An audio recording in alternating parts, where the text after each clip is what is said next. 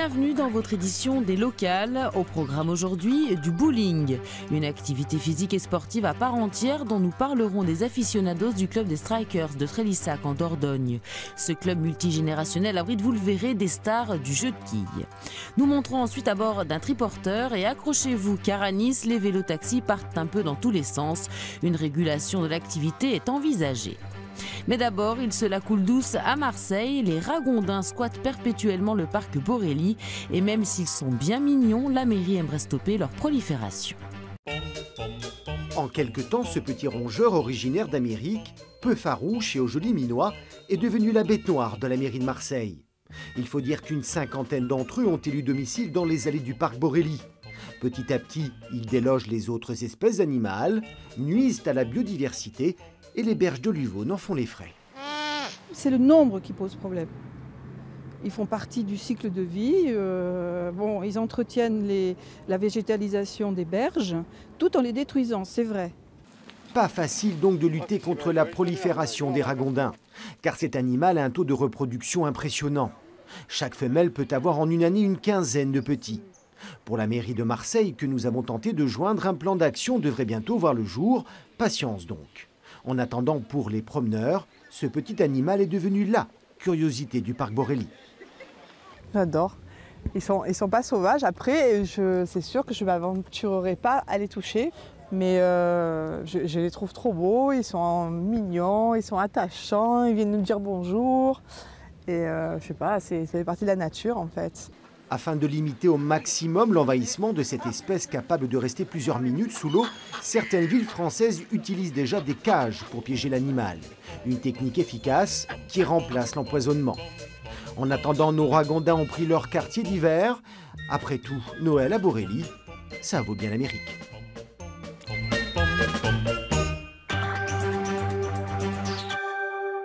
Réguler les vélos-taxis à Nice, c'est l'objectif du conseil municipal de la ville. Il faut dire que depuis l'apparition de ce service en 2005, c'est un peu l'anarchie. La concurrence entre les vélos-taxis est très forte. Sans un encadrement plus strict, l'activité risque de dérailler. Impossible de les rater. Les vélos-taxis stationnent toute l'année en plein cœur du centre-ville de Nice.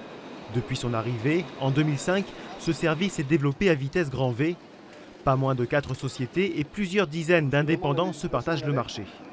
Problème, certains chauffeurs arnaqueraient leurs clients en surfacturant les courses. Les prix sont affichés, tout est clair. Il peut y avoir des incompréhensions car les gens ne parlent pas très bien anglais. Pour cette compagnie concurrente, la mauvaise compréhension de la langue n'est qu'une excuse. Adrien Martina possède 10 vélos-taxis et emploie 15 chauffeurs. Depuis 2 ans, il demande un meilleur contrôle de son activité. On a des tarifs affichés dans les vélos, on essaie de ne pas aller trop vite dans les zones piétonnes, on respecte le code de la route, voilà, tout ça c'est des choses, on ne met pas la musique à fond dans les vélos. Les indépendants, le problème c'est déjà ce sont des gens qui ne parlent pas français, qui ne parlent même pas anglais, qui ne sont pas formés. Nous on donne une formation aux chauffeurs, vous voyez, on a un réel suivi. Et tout ça les indépendants ne respectent pas, voilà, et c'est ça le problème. Afin d'en finir avec certaines pratiques, la majorité a annoncé lors du dernier conseil municipal que ces offres allaient être réglementées. Un appel à candidature va être lancé et des décisions prises avant la fin de l'année. Au printemps dernier, l'entreprise DBP Maillet à Saint-Priest dans le Rhône était ravagée par les flammes. Un incendie accidentel qui faisait partir 1500 mètres carrés en fumée. 8 mois après, grâce à la persévérance de son patron, la société spécialisée dans le traitement des surfaces chimiques s'apprête à redémarrer son activité. C'était en avril dernier. Bernard Plasencia nous montrait les dégâts. L'incendie d'origine accidentelle avait détruit une partie des bâtiments de son entreprise spécialisée dans le traitement de l'inox. À l'époque, plein d'optimisme, il nous avait dit qu'il se battrait pour tout reconstruire. Aujourd'hui, c'est presque fait. Ça n'avait pas brûlé. On a remis un petit coup de peinture sur le mur. On a fait un peu de nettoyage. Alors on campe, parce qu'il y a beaucoup de matériel qui est ici. Il doit repasser de l'autre côté. Après un mois de chômage technique, ils se sont tous mobilisés, les salariés comme le patron. Le bâtiment principal a été entièrement démoli, puis reconstruit. Quand vous avez envie d'avancer, vous arrivez à fédérer. Et quand vous avez affaire à des professionnels, tout fonctionne. Et là, dans ce cas-là, tout a très très bien fonctionné. Autant avec les assurances, qu'avec les administrations, qu'avec les gens de l'entreprise et tous les intervenants. Pendant ces 8 mois de travaux, l'activité a pu continuer, mais au ralenti. Un manque à gagner pour cette entreprise dont les clients travaillent dans l'industrie du nucléaire, de la médecine ou de l'alimentaire. Il va maintenant falloir reconquérir le marché. Sur la partie financière, ça n'a pas été notre plus gros souci.